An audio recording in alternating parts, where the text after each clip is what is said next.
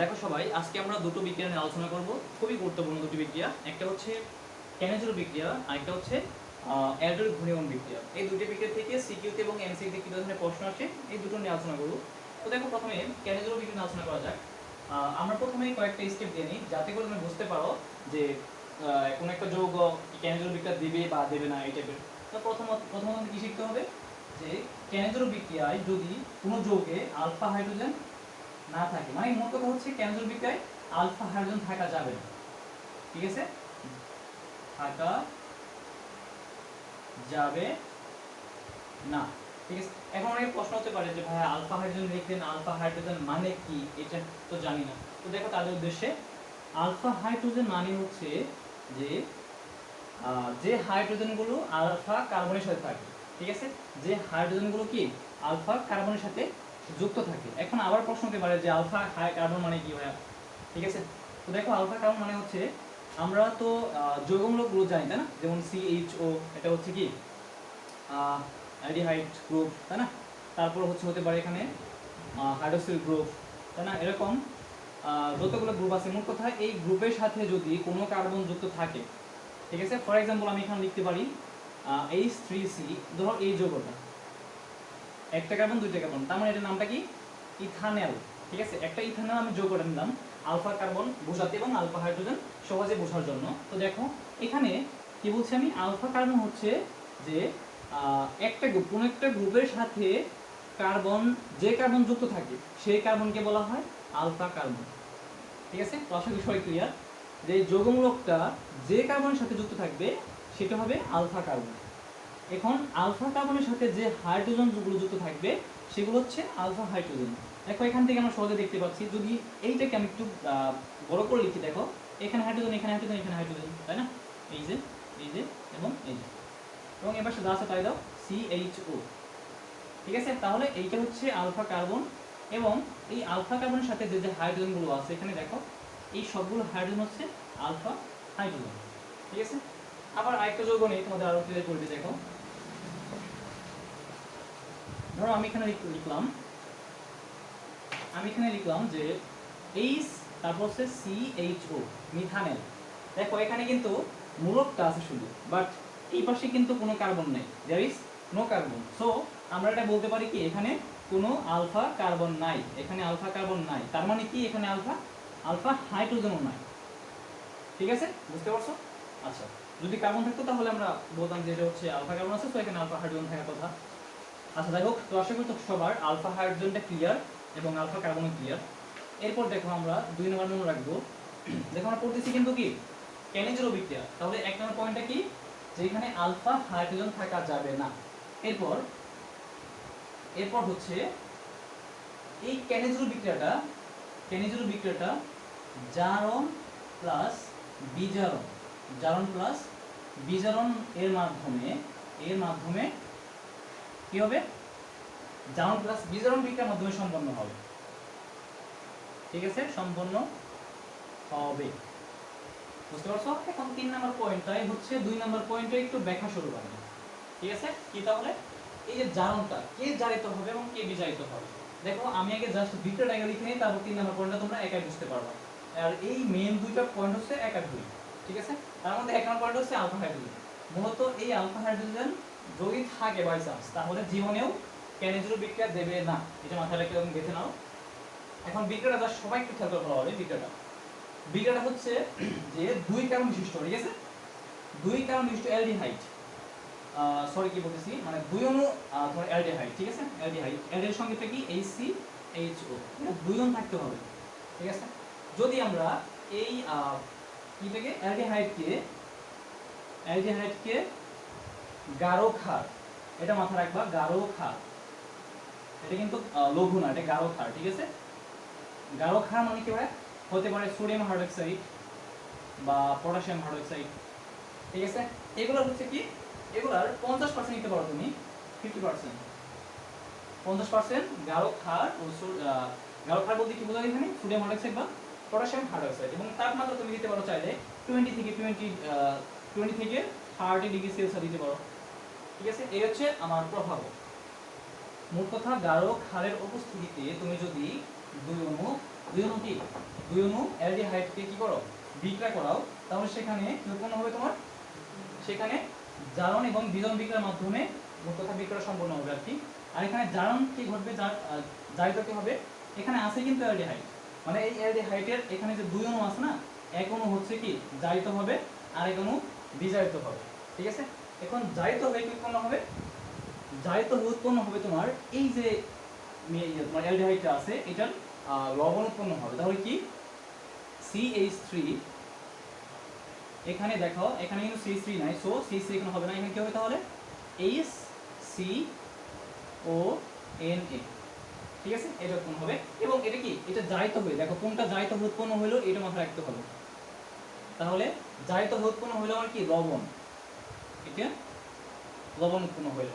এবং বিজারিত হয়ে কি উৎপন্ন হবে, বিজারিত হয়ে উৎপন্ন হবে এখান থেকে অ্যালকোহল উৎপন্ন হবে, ঠিক আছে, OH উৎপন্ন হবে, ঠিক আছে। এখন তোমরা গেস করে থাকো যে এটা হচ্ছে কি অ্যালকোহল উৎপন্ন হবে। এখানে এখানে আছে কি দুই অণু আছে, সো আমরা এখানে লিখতে পারি CH3OH, মানে কি মিথানল। এবং কি এখানে উৎপন্ন হচ্ছে সোডিয়ামের লবণ, ঠিক আছে। তো আশা করি সবাই এটা বুঝতে পারছো।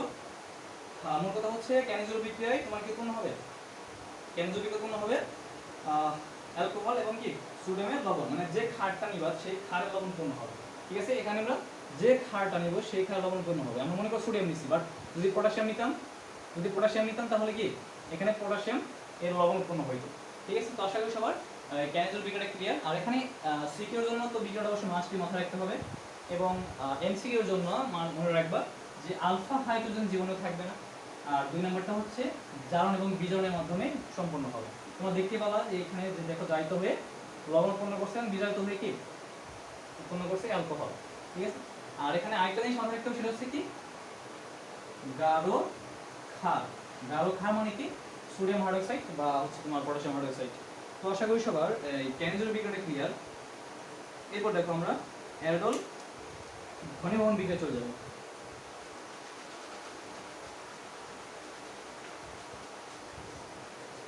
দেখো অ্যালডোল ঘনীভবন বিক্রিয়াটাও একদম ইজি, যার হচ্ছে ক্যানিজোল বিক্রিয়াতে কোনো সমস্যা হবে না। আর অ্যালডোল ঘনীভবন বিক্রিয়াটা বুঝতে একদম কি সহজ লাগবে, ঠিক আছে। আচ্ছা দেখো আমরা এখন অ্যালডোল ঘনীভবন বিক্রিয়া নিয়ে আলোচনা করব।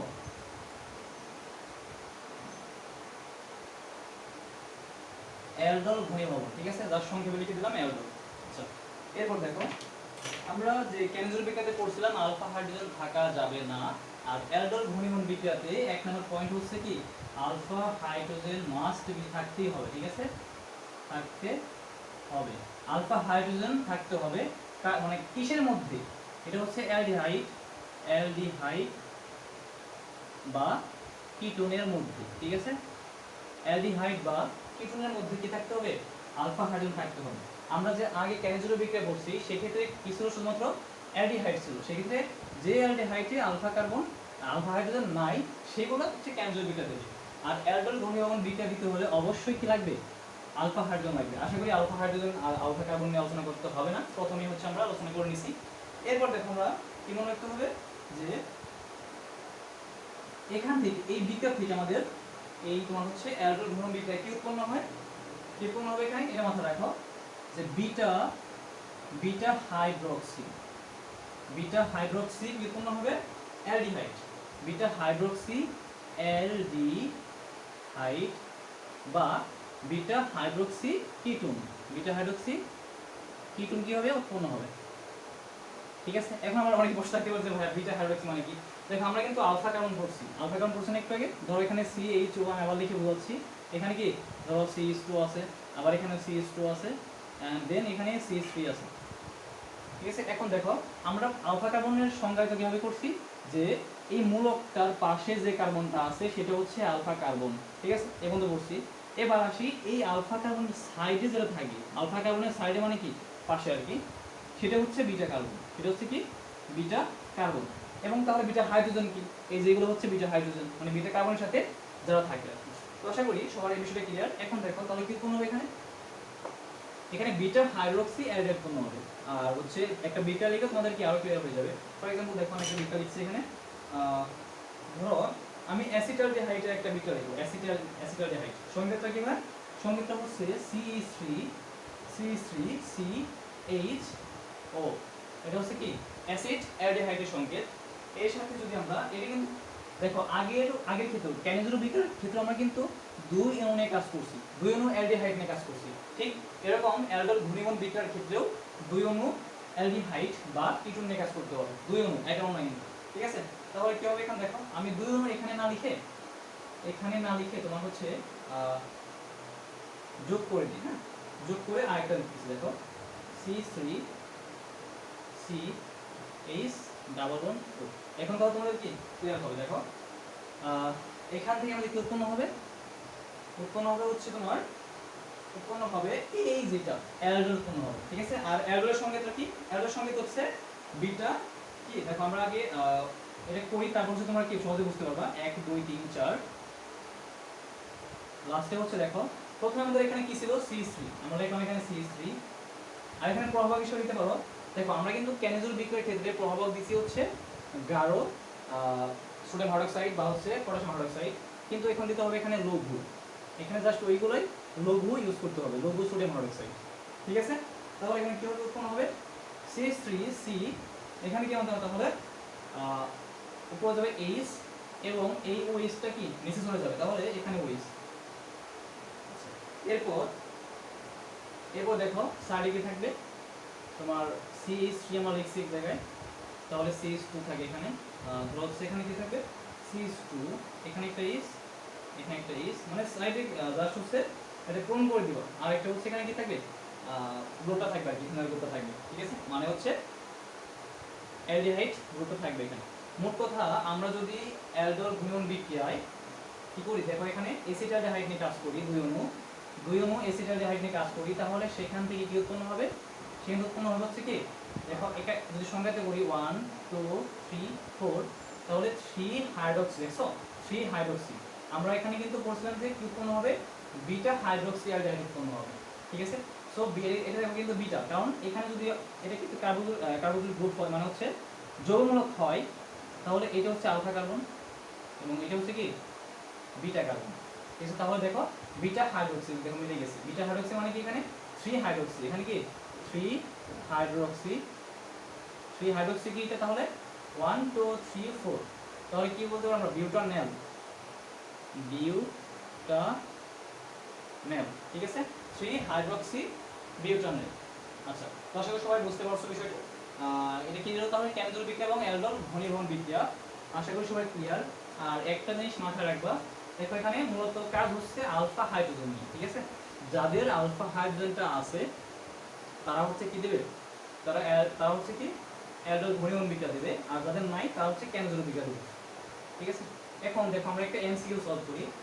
ধরো হচ্ছে এটা হচ্ছে ঢাকা বিশ্ববিদ্যালয়ে আসছিল, সেটা আমরা সলভ করবো। এখন দেখো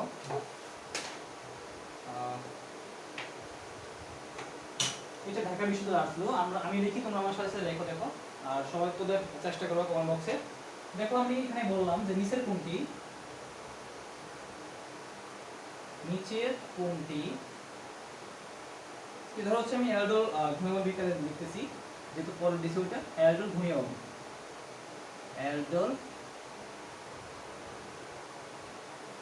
ঘনীভবন বিক্রিয়া দেবে।